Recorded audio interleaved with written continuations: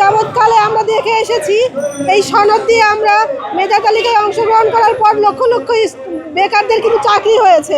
অন্যান্য চাকরিগুলোতে দেখা যায় যে দুর্নীতির সংখ্যা বেশি থাকলেও, ঘুষ বাণিজ্য থাকলেও এই এনটিআরসির মাধ্যমে যারা সনদ পায় তারা কিন্তু এই সুযোগটা কাজে লাগিয়ে কোনো রকম ঘুষ দুর্নীতি ছাড়াই কিন্তু গত যেই বিজ্ঞপ্তিগুলো হয়েছে সবাই কিন্তু চাকরিতে জয়েন করেছে, সুযোগ হয়েছে।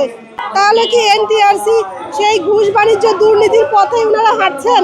না, তো এমন তো হওয়ার কথা নয়। এক্সটার্নাল যে কারা থাকবে এটা নির্ধারণ করেছে আমাদের মাননীয় চেয়ারম্যান স্যার এবং দিনা পারভিন হচ্ছে নৌমন্ত্রী শাহজাহান খানের বিতর্কিত ভাগ্নি এবং তিনি 1.5 যুগ ধরে এই এনটিআরসিতে রয়েছেন। ইনি মূলত ঠিক করেছে এনটিআরসির এই ভাইভাতে কারা কারা থাকবে। মেন কারণ হলো আমরা এখানে আজকে মানববন্ধনের কারণ হলো আমাদের ভাইভা ভোটের যে সনদটা আছে সনদটা দিতে হবে। আমাদের ফেল করার কারণ হলো একটাই, এখানে আমরা যারা উপস্থিত আছি তারা আমাদের প্রত্যেকের মার্ক ছিল ৭৪, ৮০ বা ৮৫ মার্ক। যারা সর্বোচ্চ মার্ক ছিল তাদেরকে শুধু ভাইভাতে ফেলা হয়েছে। যাদের ৪০, ৪১, ৪২ মার্ক ছিল এরকম ১৫ থেকে ২০,০০০ যাদের কাছ থেকে টাকা নিয়ে এই এনটিআরসি তাদেরকে পাস করা হয়েছে। কিন্তু আমরা যারা মেধাবী ছিল তাদেরকে ফেল করা হয়েছে। কারণ একটাই, যে মেধাবীরা চলে গেলে দেশে গণ্ডগোল সৃষ্টি হবে এবং সরকার বিরোধী মনে অন্যান্য মহল থেকে মনে করবে যে আমরা সরকার বিরুদ্ধে নামেছি। কিন্তু প্রকৃত হলো আমরা সনদের জন্য আজকে আইছি। ২০ মার্কের ভিতর ছাড়পিটা হলো ১২ মার্ক, পোশাকে হলো 4 মার্ক আর ভাইবা উপস্থিত হলো 4 মার্ক, এই নিয়ে 20 মার্ক। ভাইবা ফলাফল বঞ্চিত ক্যান্ডিডেট আমি আমার সন্তানকে নিয়ে এই আন্দোলনে এসেছি আমার ন্যায্য দাবির জন্য। এনটিআরসি তাদের নিয়ম অনুযায়ী যে প্রিলি এবং রিটেনে 40% মার্কস পেলে তারা উত্তীর্ণ হবে এবং ভাইভাতে তাদেরকে ডাকা হবে।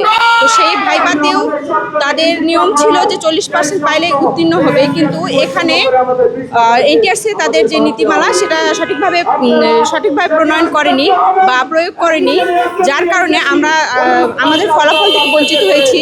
যেখান থেকে আমাদের মূল ফলাফল থেকে আমাদেরকে বঞ্চিত করা হয়েছে। আমি একজন অ্যাসিস্ট্যান্ট টিচার পদে ক্যান্ডিডেট ছিলাম ইংরেজি বিষয়ে, সেখান থেকে আমাকে বঞ্চিত করা হয়েছে। আমি একজন দরিদ্র পরিবারের সন্তান, আমার বাবা আমাকে অনেক কষ্ট করে এতদূর পর্যন্ত নিয়ে এসেছে এবং আমি পরিবারের সব কিছু সামলিয়ে আমার বর্তমানে যে সংগ্রাম নিজে একাই চালিয়ে যাচ্ছি। আজকে আমি আমার ন্যায্য দাবির জন্য, ন্যায্য পাওনার জন্য আজকে রাস্তায় দাঁড়িয়েছি আমার সন্তানকে নিয়ে। আমি এনটিআরসি কর্মকর্তাদেরকে বিনীতভাবে অনুরোধ করছি আমাদের বিষয়টাকে সঠিকভাবে সমাধান করার জন্য এবং আমাদেরকে সনদ প্রদানের জন্য আমি বিনীতভাবে অনুরোধ করছি।